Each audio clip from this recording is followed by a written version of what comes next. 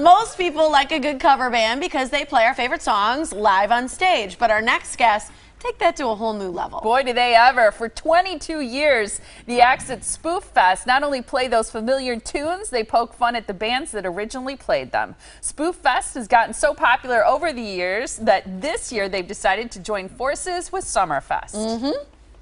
I love it. So here to tell us more about it is one of the organizers, Tinker, along with the Spoof Fest veteran, Jason Pinkowski. What's up, guys? Hi, guys. Yes, Great to see you. This is such a unique spin on a cover tune, a cover band. Yeah, it started 22 years ago.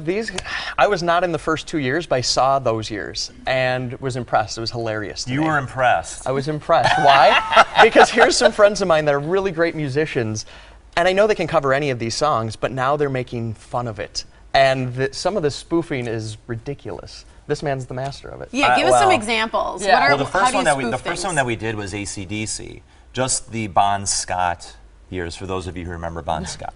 Okay. And then eventually, Jason and I were in another band that did AC/DC. We did the Brian Johnson years, that was a couple years ago. The thing that I really think that sets Spoof Fest apart, the Milwaukee style compared to other styles or versions around the country, is the way that we push the envelope. Okay. You can go to any Halloween show that you want. You can go to any April Fool's show that you want in other cities. Check you guys out. That's awesome. I'm not apologizing for anything, by the way. do. But the thing is about the Milwaukee version is that not only does it breed camaraderie within the music scene, but it forces you to become a better musician because it takes you out of your comfort zone. Absolutely. And that is very important to us when we do this. And it creates fun. If you want to laugh at yourself, great.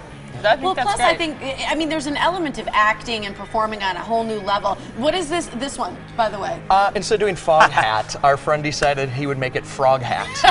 So, Newman. yeah, I mean, last year he did Kenny Loggins, and he came out dressed in a big orange coat, and a lot of people were confused. I'm like, they killed Kenny. So, and I'm like, oh my God, South Park. So I mean, there's like little things like that that really take it, you know, just kind of above and beyond just your normal, you know, again, dressing up in the costumes and doing it. It's mocking things a little bit more. It's smart, too. Well, again, like lyrically, we did Bob Marley last year. Instead of doing Jammin', we made a whole thing where he got arrested, and how do you escape? He dressed up in his pajamas and left. So it became Pudjammin'. And changed all the lyrics So the band to stripped it. down to their PJs. Yep. Yes. I love it. That is And, you know, awesome. PJs is defined differently by different people. So Right. Right. Here's my take on some of this stuff is that you have to be a pretty good musician to pull this stuff off. Yeah, all these because you know styles. all these different styles and even genres of music. I mean, you know you're really playing and to spoof someone I think is hard. I mean, it's a much different form of imitation. It is difficult because, as Tinker said, you get out of your comfort zone. I've never played disco in my life. We did the Bee Gees. it was brilliant. And I mean, again, being a rock player, a mediocre rock player at best, and now like, okay, now you've got to sit here and play a disco bass line. Go ahead, listen to it. It's really not easy. And of course, the guitar players are like, oh, this stuff's easy because they're just kind of hitting one note. I'm like, Right. all of you, quiet, quiet. But then also my natural speaking voice and singing voice on something like that is kind of way down here. Right.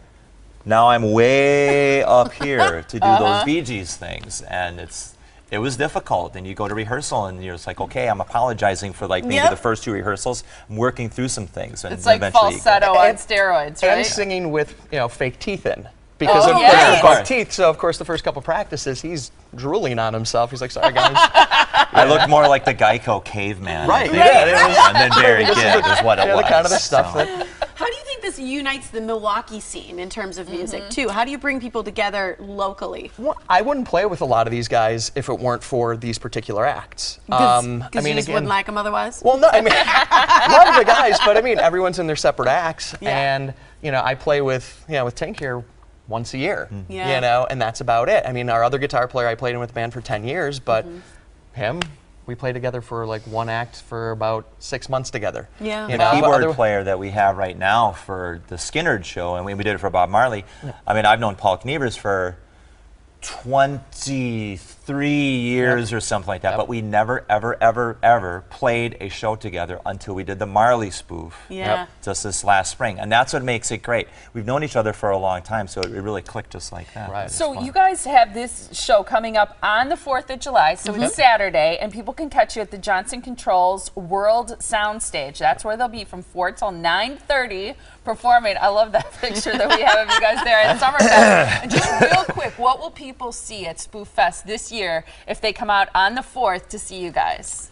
Well, what are the acts this year? We've got Tommy James. In order. Tommy James, Stone Temple Pilots. Awesome. Journey. Oh, I love it. Okay, figured. Cheap Trick. Yep. Nice. I Lynyrd want you to Skynyrd. want me. Thanks.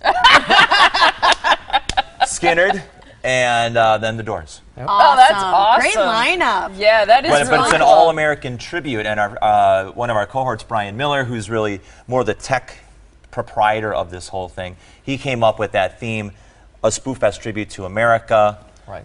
Vic Thomas and the folks at Summerfest, they loved that idea, and so we kind of just went with that, and the bands picked who they wanted to do. Awesome. Well, you may Love see it. several of the Morning Blend folks here because Jason's also our producer's husband. So, Yep. so when you head out to the show, we may see you there again at Johnson Controls Stage. It's July 4th, Saturday, and it's from 4 to 9:30 p.m. Cool. Great Thanks, to guys. see you guys. Thanks for Thanks for having having us. us. So much. Have a blast.